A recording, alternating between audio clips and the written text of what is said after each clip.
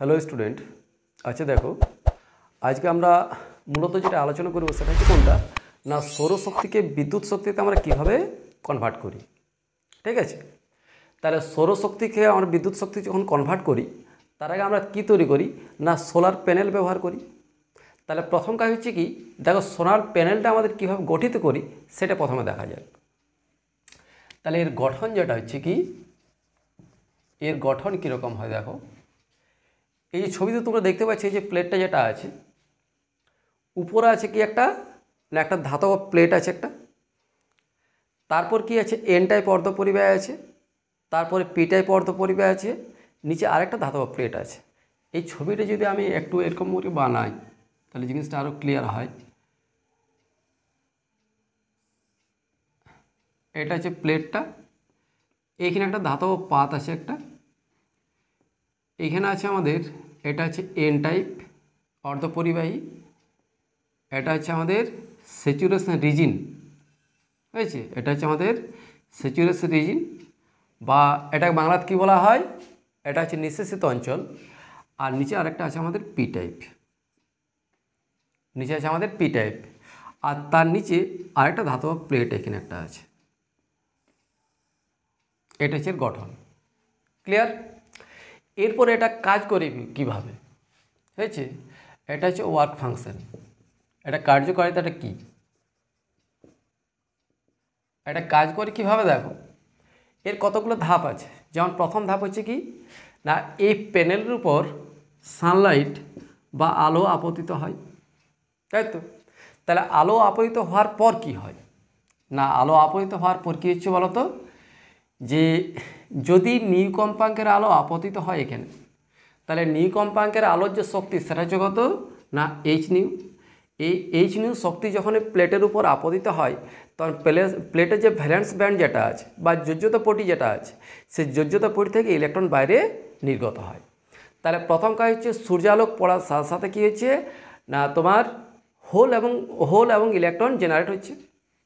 তাহলে ইলেকট্রন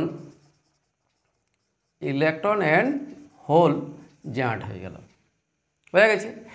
এরপরে এখানে আরেকটা শর্ত হচ্ছে, সেটা হচ্ছে কোনটা, এই যে ইলেকট্রন এবং হোল যেটা জেনারেট হচ্ছে, জেনারেটেড হওয়ার আগে এই কন্ডাকশন এই যে ব্যান্ড যেটা আছে বা নিঃশেষিত অঞ্চল যেটা আছে, এই নিঃশেষিত অঞ্চলের শক্তিটা যেটা, সেটা যদি ইজি ফরবিডেন গ্যাপ, এই এনার্জিটাকে বলা হচ্ছে কি ইজি, এই ইজির ভ্যালুটা যেটা সেটা যদি লেস দেন এইচ নিউ তুলনায় যদি কম হয় তাহলে ইলেকট্রন বাইরে নির্গত হবে।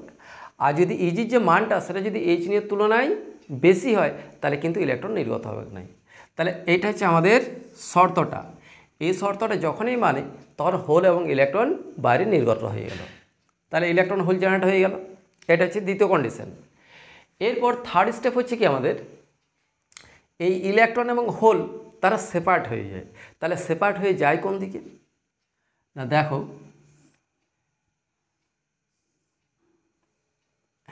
এইখানে ইলেকট্রন নির্গত হয়েছে। আচ্ছা, এই যে পার্টটা যেটা একটু দেখো, আগের ভিডিওতে আমি বলেছিলাম যে এটা যদি এন টাইপ হয়, এটা যদি পি টাইপ হয়, তাহলে পি টাইপ থেকে ইলেকট্রন এই এন টাইপ থেকে ইলেকট্রন পি টাইপে আসবে। তাহলে এন টাইপ থেকে ইলেকট্রন যখনই পি টাইপে আসছে তাহলে সেক্ষেত্রে কী হবে বলো তো না, এইটা তোমার পজিটিভ হয়ে গেল। আর পি টাইপে যেহেতু ইলেকট্রন আসছে তাহলে এটা আমার নেগেটিভ হয়ে গেল। এটা ক্লিয়ার, যেটা বলছি সেটা বুঝতে পারছো তো, যে এন টাইপ থেকে ইলেকট্রন যখনই পি টাইপে আসছে তাহলে এন টাইপে এই যে অংশটা যেটা আছে এই অংশটা পজিটিভ হয়ে গেল, আর এই পাশটা আমাদের নেগেটিভ হয়ে গেল।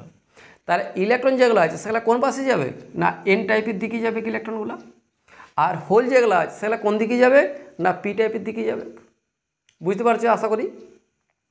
তাহলে এই যে উপরে যে প্লেটটা আছে সেটা নেগেটিভ বিভব সম্পন্ন হয়ে গেল, আর এই যে প্লেটটা যেটা আছে সেটা কী হয়ে যাবে, এটা আমাদের এখানে হোলগুলো জমা হয়ে গেল, তাহলে এটা পজিটিভ বিভব সম্পন্ন হয়ে গেল। এটা হয়ে গেছে, ইলেকট্রনগুলো এন টাইপের পাশে জমা হয়ে গেল আর হোলগুলো পজিটিভের পাশে জমা হয়ে গেল।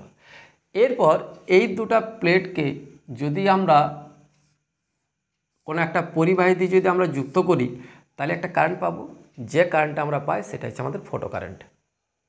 আশা করি জিনিসটা সহজভাবে বুঝতে পারছো। দেখো আরেকবার বলছি আমি, যে যখন সানলাইট পড়ার সাথে সাথে কী হয়েছে না ইলেকট্রন হোল জেনারেট হয়ে গেল। এরপরে ইলেকট্রন হোল জেনারেট হওয়ার সাথে সাথে কী হচ্ছে, পি টাইপের দিকে যাচ্ছে হোল আর এন টাইপের দিকে যাচ্ছে ইলেকট্রন। কী জন্য যাচ্ছে সেটা পরিষ্কার হয়েছে। এরপর এই যে উপর যে প্লেটটা যেটা রাখা ছিল সেখানে ইলেকট্রন জমা হয়ে গেল, আর এই পাশে যে প্লেটটা রাখা আছে সেটাতে কী হয়েছে না হোল জমা হয়ে গেল। তাহলে দুটা প্লেটের মধ্যে একটা বিভব পার্থক্য তৈরি হয়ে গেল। এই দুটা বিভব পার্থক্য যখনই একটা পরিবাহী তার দিয়ে যখনই আমরা যুক্ত করব, তখন আমরা কী পাবো না প্রবাহ মাত্রা পাবো। যে প্রবাহ মাত্রাটা আমরা পাই সেটাকে বলা হচ্ছে কি না ফটো কারেন্ট। এরপর আমরা দেখব যে এটার গ্রাফটা কীরকম হয়, ক্যারেক্টারিস্টিক ভিআই ক্যারেক্টারিস্টিক্স। ভিআই যে গ্রাফটা সেটা আমরা কীরকম পাবো, দেখো এটা হচ্ছে প্রবাহ মাত্রা আই, এটা হচ্ছে আমাদের ভোল্টেজ ভি। তাহলে ওপেন সার্কিট প্রথমে তো একটা ভোল্টেজ আমাদের আছে, তাহলে এইখানে যেটা সেটাকে বলা হয় ভিওসি, এটা হচ্ছে কি আমাদের ওপেন সার্কিট ভোল্টেজ। আর তার জন্য আমরা কি পাচ্ছি, এটা হচ্ছে কি আমাদের এটা আইএসসি, এটা হচ্ছে আমাদের শর্ট সার্কিট কারেন্ট। এটা হচ্ছে এর ভিআই বৈশিষ্ট্য লেখ, বুঝতে পারছো? আচ্ছা, এরপর আমরা এখানে কোন ধাতু ব্যবহার করব, কোন ধাতু ব্যবহার করব না। এখানে আমরা যে ধাতুটা আমরা ব্যবহার করতে চাই সেটা হচ্ছে কোনটা না, এই যে এই জায়গাটা আমাদেরকে মনে রাখতে হবে। এই জায়গাটা হচ্ছে কোনটা না, ওই যে শক্তি এনার্জি ব্যান্ডের যে শক্তির বা ফরবিডেন গ্যাপটা যেটা, তার যে শক্তির পরিমাণ সেটা এই চিহ্নের তুলনায় যত কম হবে, যত কম পরিমাণ হয়, তত আমাদের সেই ধাতুটা হচ্ছে তত ভালো। বা সোলার প্যানেলে আমরা সেই ধাতুটা আমরা ব্যবহার করব, যাতে কি সুবিধা হয়, তা কম কম্পাঙ্কের আলো পড়লে আমাদের ইলেকট্রন হোল জেনারেট হয়ে যাবে, বুঝতে পারছো? আচ্ছা, এরপর হচ্ছে দ্বিতীয় হচ্ছে কি, এমন একটা ধাতু আমরা ব্যবহার করব না যেটা সহজলভ্য হয়, সহজে যেটা আমরা পাইতে পারি, হয়ে গেছে?